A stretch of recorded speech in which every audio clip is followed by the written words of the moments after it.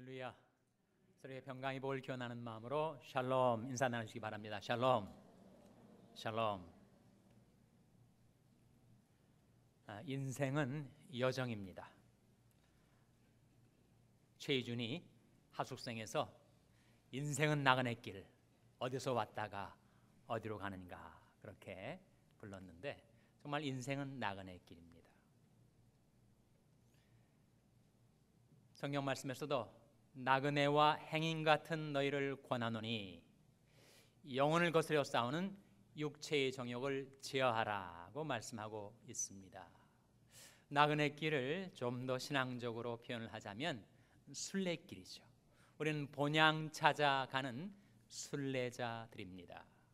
인생의 여정에 늘 평탄하고 순항만 계속되는가? 그렇지 않아요. 일직선으로 쭉 뻗은 그 길만 그저 안심하고 갈 수 있는가? 그렇지 않습니다.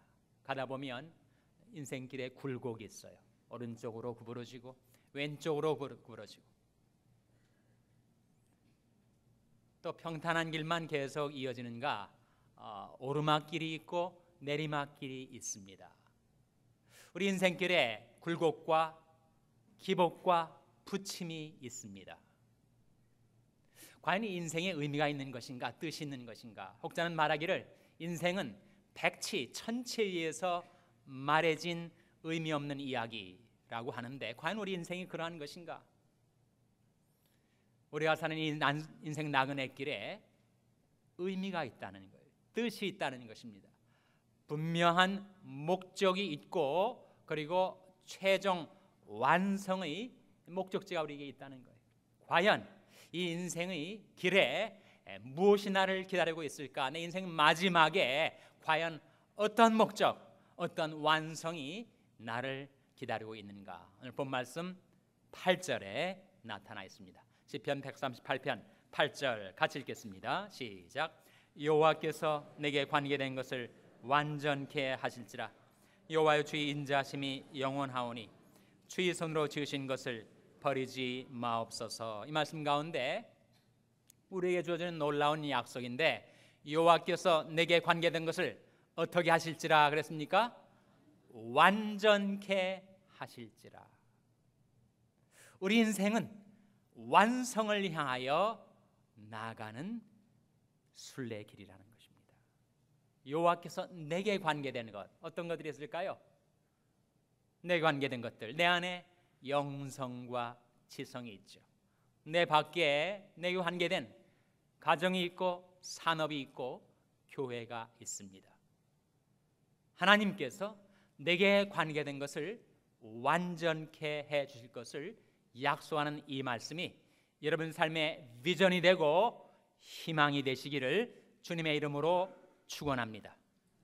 영성은 무엇인가? 결국 우리 신앙을 말하죠. 우리 신앙은 내가 만들어낸 것 아니었습니다. 예수님께서 오셔서 황폐했던 내 마음밭에다가 믿음의 씨를 뿌려주시고 그 신앙을 심어주신 거였죠. 밤낮 물 주시고 햇빛 주시고 바람 주셔서 그 믿음의 씨가 싹이 트고 자라나도록 돌보아 주시다가 마침내 풍성한 열매를 거둘 때까지 하나님께서 우리 믿음을 완전케 해주십니다. 그래서 예수님을 보고 히브리서 12장에서 믿음의 주요 또 온전케 하시는 이인 예수를 바라보자 라고 했는데 그 믿음의 주요 온전케 하시는 이가 의미하는 바는 바로 믿음의 개척자시요 완성자이신 예수를 바라보자 그런 뜻입니다. 예수님은 과연 우리 믿음의 개척자세요. 불모지 황폐했던 내 마음의 땅에다가 믿음의 씨를 뿌리시고 개간하시고 그리고 개척하셔서 믿음의 열매를 거두도록 우리를 길러주시고 돌봐 주시니 예수님은 정말 믿음의 개척자시고 뿐만 아니라 그 믿음의 완성자이셔서 마침내 우리 믿음을 완성시키실 것입니다. 빌립보서 1장 6절 말씀에 너희 속에 착한 일을 시작하시니가 그리스도 예수의 날까지 능히 이루실 줄을 우리가 확신하노라. 그래서 우리 믿음, 우리 영성도 이제 시작된 나의 신앙의 여정 가운데 마침내 완전케 하실 때가 온다는 거예요. 우리 지성도 그렇습니다. 우리가 어렸을 때, 젊었을 때는 뭘 잘 모르고 정말 철 모르는 어린아이 같이 말하고 깨닫고 생각하던 때가 있었어요. 그러나 이제는 점차로 내가 성장하고 성숙하게 되어서 그 어린아이 일들을 버렸습니다. 고린도전서 10장 11절에 사랑장이죠. 내가 어렸을 때는 말하는 것이 어린아이와 같고 깨닫는 것이 어린아이와 같고 생각하는 것이 어린아이와 같다가 이제 장사한 사람이 되어서는 어린아이를 버렸노라 하신 말씀 그대로입니다. 우리가 세월이 갈수록 우리 지성도 밝아지고 지혜도 터득되고 경륜도 깊어지게 돼 있습니다. 내 안에 있는 영성과 지성뿐만 아니라 나와 관계된 나의 가정, 내 자녀들 삶 속에도 하나님 지금도 계속해서 일하고 계십니다. 역사하고 계세요. 내가 잠잘 때에도 졸지도 주무시도 아니하시는 우리 주님은 우리 자녀들을 돌보시고 양육하고 계십니다. 부모의 눈에는 아이들이 늘 철모르고 미숙하기 짝이 없죠. 한심하고 답답합니다. 그러나 사실은 우리도 그랬었죠. 한 세대를 지나면서 부모의 눈에 비춰진 어린아이들은 정말 철없는 어린아이들 같아요. 그래서 80대 아버지가 60대 아들을 데리고 강남터미널 가서 버스 표를 사는데 여기 어른표 하나 하고 아이표 하나 달라 그렇게 얘기를 했다는 거예요. 우리 자녀들 한심한 것 같지만 하나님께서 우리 자녀들 늘 깨우쳐 주시고 그리고 가르쳐 주시고 양육해 주시고 돌봐 주십니다. 부모가 정말 어린 아이들, 여기 젊은 엄마들이 있지만 아이들 돌보는데 참 정성 많이 쏟습니다. 그러나 엄마 아빠가 아이들을 기르면서 쏟는 정성을 만일 길이로 표현한다면 불과 수미터에 불과하다면 하나님이 그 아이를 밤낮 돌보시고 양육하시고 길러주신 하나님의 정성과 사랑은 수천만 마일, 수억 마일에 해당될 것입니다. 그래서 우리 자녀들을 하나님께 맡기는 것이죠. 생명의 하나님께서 우리에게 생명의 선물을 맡겨주셨는데 그 생명의 선물을 기르기에는 너무 제가 부족합니다. 그러니 하나님께서 맡아주시고 길러주시고 지켜주시고 돌보아 주세요. 그렇게 자녀들 위해서 기도하는 것 아닙니까? 우리 비즈니스도 그렇습니다. 직장생활을 하든지 또는 사업을 경영하든지 우리 산업 역시 우리 경험과 지혜로 성공적으로 그 사업을 일구어 가기에는 우리는 부족하기 짝이 없습니다. 그래서 우리는 온 우주의 CEO 되신 하나님께 우리 비즈니스를 맡기는 거예요. 너희 행사를 여호와께 맡기라. 그리하면 너희 경영하는 것이 이루리라 하셨습니다.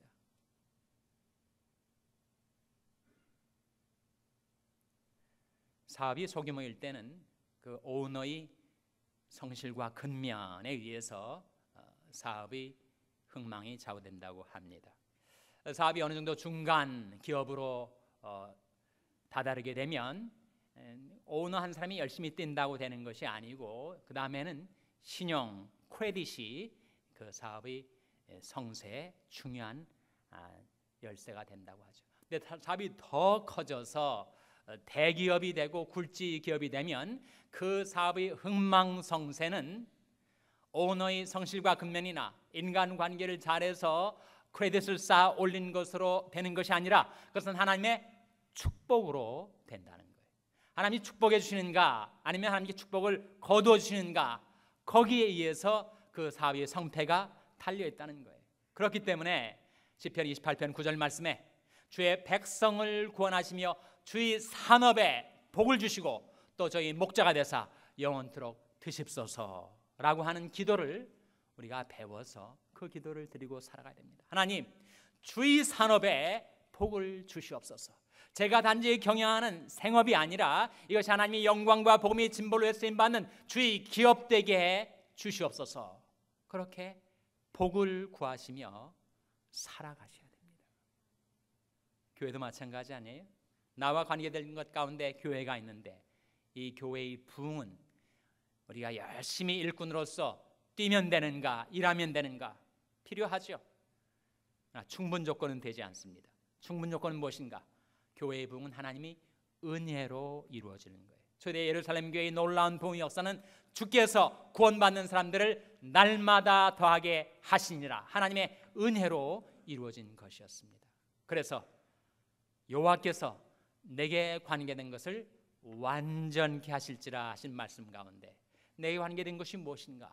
나의 영성신앙, 나의 지성인격, 나의 가정과 자녀들, 내 직장과 생업, 그리고 나의 교회, 이 모든 것에 하나님이 약속하신 말씀대로 여러분에게 관계된 것들을 완전케 해주시기를 주님의 이름으로 축원합니다.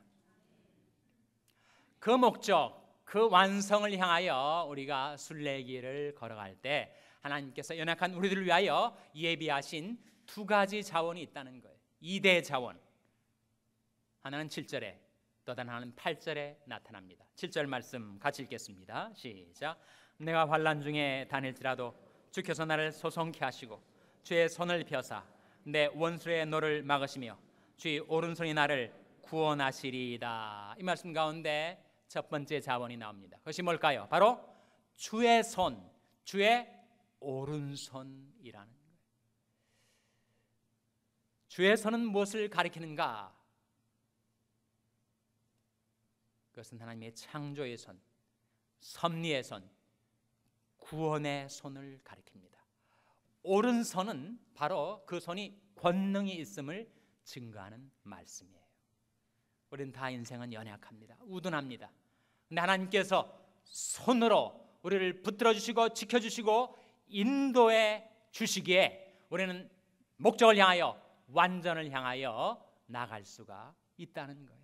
과연 하나님은 그 권능의 손으로 내 어머니 모태에서 나의 오장육부 팔다리를 조직하셔서 나라는 존재를 생겨나게 하셨습니다.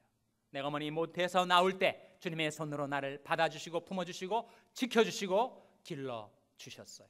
그 인생 살아가다가 내가 오판하고 잘못해서 내가 시험에 빠져들고 그리고 넘어졌을 때 그때에도 주님께서 오셔서 그 손으로 나를 붙들어 일으켜 세워주셨어요.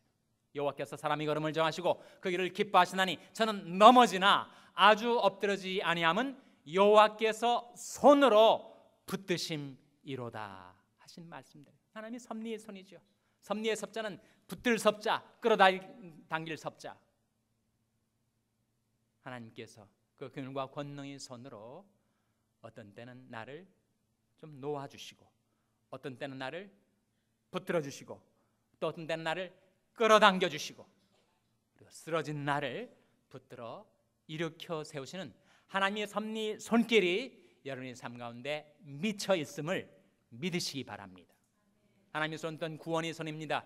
내가 환난 풍파를 당해서 곤경과 역경 속에 빠져 허우적거릴 때 하나님께서 그 손으로 나를 끌어올려 구원해 주십니다. 시편 40편 말씀에 내가 여호와를 기다렸더니 귀를 기울이사 나의 부르짐을 들으셨도다.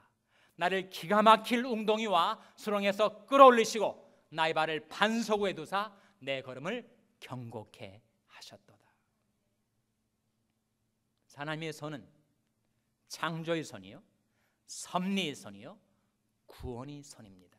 그래서 7절 말씀에 내가 환난 중에 다닐지라도 주께서 나를 소송케 하신다는 거예요. 사람이 너무 환난, 풍파, 스트레스, 디스트레스 많이 받게 되면 그 심령도 육신도 나중에는 피곤해지는 거예요. 녹초가 되는 거예요. wear and tear가 그 삶 속에 계속 다가옵니다. 그런데 내가 환난 중에 다닐지라도 주께서 나를 소성케 하신다. 리바이브 시켜주신다. 내게 샘을 불어넣어 주시고 인생에 필연적으로 다가오는 그 모든 스트레스와 wear and tear를 내가 견뎌낼 수 있게 내게 새 힘을 불어넣어 주신다. 뿐만 아니라 악한 원수들이 내게 공격을 가해올 때, 또는 영적인 공격을 가해올 때 그 스피리추얼 어태크에서 나를 지켜 보호하시기 위하여 주의 손으로 나를 막아주신다. 그리고 주의 오른손, 곧 권능의 손으로 나를 구원해 주십니다. 그게 첫 번째 자원이에요. 두 번째 자원, 그것은 바로 8절 말씀에 나타나 있습니다. 같이 읽겠습니다. 시작. 여호와께서 내게 관계된 것을 완전케 하실지라. 여호와의 주의 인자하심이 영원하오니 주의 손으로 지으신 것을 버리지 마옵소서. 우리가 의지할 두 번째 자원 뭘까요? 주의 무엇이 영원하오니 그랬습니까? 주의 인자하심이 영원하오니. 우리 하늘 아버지께서는 인자하신 아버지십니다. 허물 많고 실수 많고 죄 많은 나 같은 인생을 아버지 인자하심으로 늘 용납해 주시고 받아주세요. 그래서 구약의 인자는 신약의 은혜입니다. 구약의 헤세드는 바로 신약의 카리스예요. 그러니까 하나님의 인자하심이 우리가 실감할 수 있는 형태로 느껴질 때가 있습니다. 펄벅이라는 인물을 여러분 들어보셨을 겁니다. 그 아버지가 중국 선교사여서 중국 태생이에요. 중국에서 출생해서 거기에 유년기, 청년기, 중년기를 보냈습니다. 중국에서의 경험을 가지고 쓴 책이 바로 펄벅의 대지입니다. 그것으로 그가 노벨 문학상을 수상했었죠. 그가 1960년대 한국을 방문했을 때 이유태라는 지금은 저명한 논설위원이었지만 초년병 기자를 대동하고 한국 시골을 여행을 했어요. 근데 가을철이 돼서 감이 빨갛게 물이 익어가지고 이제 감을 수확하고 버스를 타고 차창 밖으로 보이는 그 시골 농가의 그 감나무에 꼭대기에 감들이 몇 개 이렇게 달려 있는 겁니다. 그래서 벌벅이 기자한테 묻기를 저 감은 손이 안 닿아가지고 못 따고 남겨놓은 겁니까? 그랬더니 그가 말하기를 그렇지 않고 이것은 추운 겨울이 다가왔을 때 까치들이 먹을 것이 없어서 굶어 죽지 않도록 남겨둔 까치밥입니다. 이렇게 설명을 해줬어요. 근데 벌벅이 자기가 큰 감동을 받았다는 거예요. 한국의 어떤 고궁이나 왕릉을 다녀봐도 얻지 못할 너무 큰 감동을 받았다고. 까치가 굶어 죽지 않도록 까치밥을 남겨준 한국인들이 그 심성, 그 인자함, 그것이 자기에게 큰 감동으로 다가왔다고 얘기를 했다고 합니다. 한참 더 길을 가는데 농부가 하루의 일과를 마치고 피곤한 몸을 가지고 집으로 돌아가면서 소 달구지에 어깨에 짊어진 지게와 무거운 짐을 부려놓고 달구지 위에서 소를 끌고 가질 않고 그 지게 위에다가 무거운 짐을 지고 소 옆에서 소를 끌며 함께 걸어 집으로 돌아가고 있더라는 거예요. 그것을 의아해하자 그에 대한 답변 역시 그 소도 하루 종일 밭에서 힘들게 일했기 때문에 그 소 주인이 그 소가 너무 힘들어 할까봐 자기가 지게를 지고 그 소와 함께 걸어 집으로 돌아가더라는 거예요. 벌벅이 말이 정말 한국인은 비록 가난하게 살지라도 그 심성이 보석과 같은 백성이라고 그렇게 칭찬을 했다고 합니다. 여러분, 구약의 인자하심은 신약의 주님의 은혜로 나타나죠. 농부가 어떤 그런 마음을 가질 수 있는가? 시골의 가난한 농가에서 어떻게 그런 까치밥을 생각할 수 있는가? 자기가 춘궁기를 겪어봤기 때문에, 보릿고개를 힘들게 넘어봤기 때문에 그 까치 굶주림을 자기가 체류할 수가 있었다는 것이죠. 예수님께서 우리에게 은혜를 베풀어 주시는 것은 주님께서 몸소 우리가 겪는 모든 시험과 고통을 다 겪어보셨기 때문에 우리에게 은혜를 베푸시는 것입니다. 자기가 시험을 받아 고난을 당하셨은즉 시험 받는 자들을 능히 도우시느니라. 우리에게 있는 대제사장은 우리의 연약함을 채울하지 아니하는 자가 아니요 모든 일에 우리와 한결같이 시험을 받은 자로 돼 죄는 없으시니라. 그러므로 우리가 긍휼하심을 받고 때를 따라 돕는 은혜를 얻기 위하여 은혜의 보좌 앞에 담대히 나갈 것이니라. 허물진 백성 된 우리가 실수 많고 죄 많은 우리 인생들이 하나님 앞에 담대히 나올 수 있는 이유는 우리의 아버지 인자심 그리고 주님의 은혜가 있기 때문입니다. 그것이 인생 나그네 길을 걸어가는데 하나님께서 우리를 위하여 예배해 두신 2대 자원이에요. 주의 손, 권능을 의미합니다. 그리고 영원하신 인자하심. 시편 62편에 오직 권능은 하나님께 속하였다 그런 말씀이 나옵니다. 그리고 바로 다음 구절에 여호와여 인자함도 주께 속하였사오니, 하나님께 속한 두 가지가 있다는 거예요. 하나는 권능, 다른 하나는 인자하심. 시편 130편에 와서 다윗은 그 두 가지를 의지하면서 이렇게 말합니다. 여호와께는 인자하심과 풍성한 구속이 있음이라. 저가 이스라엘을 그 모든 죄악에서 구속하시리로다. 두 가지가 뭐라고요? 주의 인자하심과 풍성한 구속의 능력, 구원의 능력, 바로 주의 오른손을 가리킵니다. 여러분의 인생길에 여러분이 홀로 외롭게 쓸쓸하게 그리고 힘없고 지혜 없는 우리가 나약하게 우둔하게 살아가도록 우리를 버려두지 아니하시고 그 하나님의 권능의 손과 주의 영원하신 인자심으로 여러분을 붙들어 주시고 지켜주시고 마침내 그 목적지를 향하여 나와 관계된 것을 완전케 하시는 그 날을 향하여 여러분을 도와주시고 이끌어 주시기를 주님의 이름으로 축원합니다. 그 길을 갈 때 한 가지 문제가 있긴 해요. 내 인생길에 난적이 있습니다. 내 인생길에 최대 장애물이 한 가지가 있다는 거예요. 그것이 바로 6절에 나옵니다. 6절 같이 읽겠습니다. 시작. 여호와께서 높이 계셔도 낮은 자를 함하시며 멀리서도 교만한 자를 아시나이다. 누구를 아신다고요? 교만한 자를 아신다. 내 인생길에 가장 큰 장애물은 다름 아닌 나의 교만한 자라는 것입니다. 하나님은 교만한 자를 싫어하세요. 사람들도 교만한 자를 싫어합니다.